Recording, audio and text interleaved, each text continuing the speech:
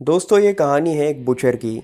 Butcher वो लोग होते हैं जो मीट काट कर बेचते हैं, लेकिन इस कहानी में जो बुचर है वो इंसानों का मीट काटता है।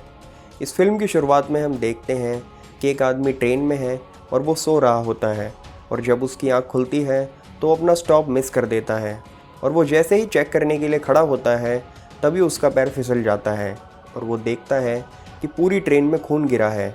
ये देखकर वो बहुत ही डर जाता है और तभी वो दूसरे कैबिन की तरफ देखता है जिसमें एक आदमी सूट पहने हुए है और वो हैमर से सबको मार रहा होता है। सीन शिफ्ट होता है और हम लियोन नाम के एक आदमी को देखते हैं जो कि एक फ़ोटोग्राफ़र है। वो अपनी लाइफ में काफ़ी स्ट्रगल कर रहा है। उसकी एक गर्लफ्रेंड भी है जिसका नाम माया है। वो एक वेटर्स का काम करती है। दोनों एक दूसरे से बहुत प्यार करते हैं, लेकिन इन दोनों के पास कोई सिक्योर जॉब नहीं है। तो माया अपनी एक दोस्त से बोलकर आर्ट गैलरी में अपॉइंटमेंट फ़िक्स कराती है ताकि वो अपनी फ़ोटोज़ वहाँ पर लगा सके और कुछ पैसे कमा सके।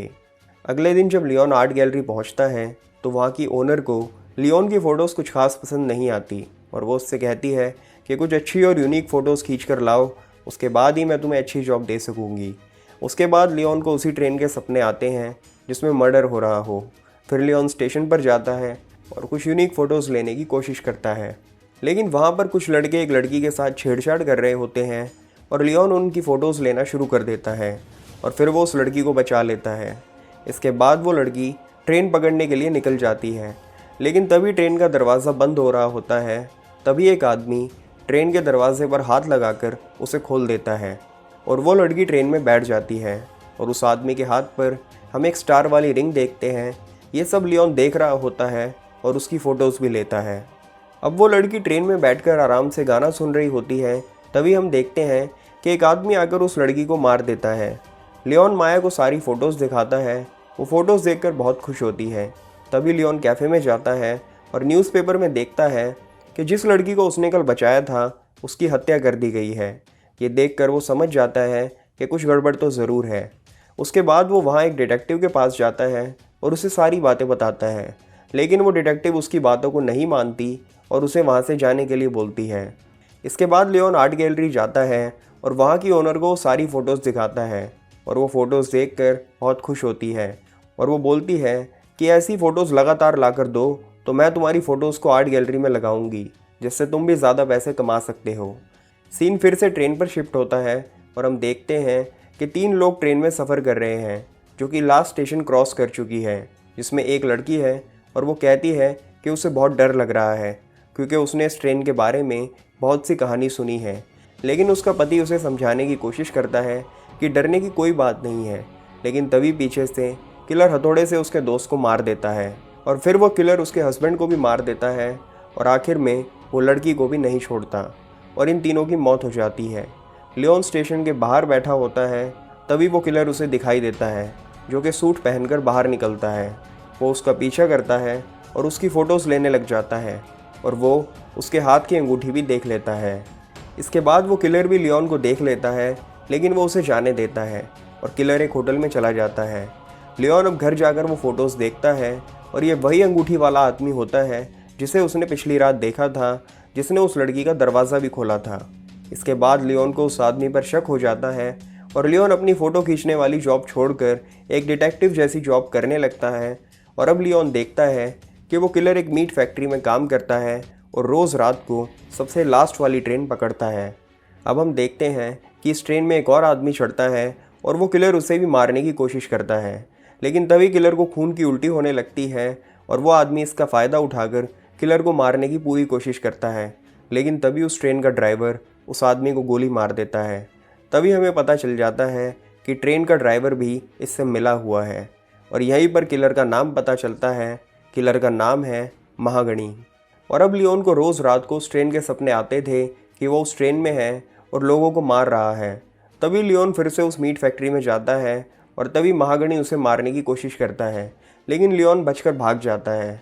अब लियोन माया को सारी बातें बताता है कि ये किलिंग 90 के दशक से हो रही हैं और पिछले 3 साल से कुछ ज़्यादा ही लोग मारे जा रहे हैं और जो भी उस ट्रेन को रात में पकड़ता है वो ज़िंदा वापस नहीं आता। माया उसकी बात पर कोई विश्वास नहीं करती और वो उसे अपने काम पर ध्यान देने को बोलती है। दूसरी तरफ महागणी फिर से अपने शिकार पर निकलता है और अब पहली बार लियोन भी उस ट्रेन में चढ़ता है लियोन उस ट्रेन में छिपकर बैठ जाता है। ट्रेन में जैसे ही महागणी 2 लोगों को मारता है, लियोन उसकी सारी फ़ोटोज़ खींच लेता है और अब महागणी लियोन को देखता है और फ़ोटो लेते हुए वो उसे मारकर बेहोश कर देता है और उसे उल्टा लटका देता है। उसके बाद एक क्रिएचर आकर लियोन की बॉडी पर एक टैटू बना देता है। लियोन की जब दोबारा आँख खुलती है तब वो अपने आप को एक फैक्ट्री में पाता है और उसकी जान बच चुकी है और अब वो घर में माया को आकर ये सारी कहानी सुनाता है कि महागणी सबको मार रहा है। माया लियोन की इस बात को क्लियर करने के लिए महागणी के घर जाती है। माया को वहाँ कुछ अजीब अजीब सी चीज़ें मिलती हैं, लेकिन तभी वहाँ महागणी आ जाता है। माया को वो डायरी भी मिलती है जिसमें महागणी सारी डिटेल्स लिखता है कि उसने किस किस को कितने बजे मारा है। माया उस डायरी को अपने पास रख लेती है और जब उसे महागणी दिखता है तो वो अपनी जान बचाकर डिटेक्टिव के पास जाती है, लेकिन डिटेक्टिव उसकी बात पर यकीन नहीं करती, जैसे कि उसने लियोन की बातों पर नहीं किया था। और वो कहती है कि महागणी ने तुम्हारे खिलाफ़ कंप्लेंट लिखवाई है कि तुमने उसकी डायरी चुराई है। माया कहती है कि वो डायरी उसके दोस्त के पास है और उसे अपने दोस्त को ढूंढना होगा। तभी वो डिटेक्टिव कहती है कि तुम्हारा दोस्त उसी ट्रेन में है और इससे ये पता चलता है कि ये डिटेक्टिव भी किलर के साथ मिली हुई है। अब माया भी उस ट्रेन में जाती है और अंदर का हाल देखकर बहुत डर जाती है क्योंकि चारों तरफ बस बॉडीज़ ही लटकी होती हैं। अब महागणी माया को भी मारने की कोशिश करता है, तभी लियोन स्टेशन के बाहर से माया को देख लेता है और ट्रेन पकड़कर अंदर आ जाता है। माया छुप जाती है और अब लियोन और महागणी में बहुत ही ज़बरदस्त लड़ाई होती है और लियोन महागणी को ट्रेन से नीचे फेंक देता है और अब ट्रेन एक सुनसान जगह पर आकर रुक जाती है। तभी ट्रेन का ड्राइवर आकर लियोन और माया को बोलता है कि सभी डेड बॉडीज़ से दूर रहना। वहाँ पर लियोन और माया देखते हैं कि बहुत सारे अजीब से क्रिएचर्स उन डेड बॉडीज़ को खा रहे होते हैं और अब पता चलता है कि ये डेड बॉडीज़ उनके खाने के लिए थी। तभी वो दोनों ट्रेन से उतर जाते हैं और वहाँ पर महागणी आ जाता है जो कि अभी तक मरा नहीं था। फिर दोनों में लड़ाई होती है और आखिर में महागणी मर जाता है।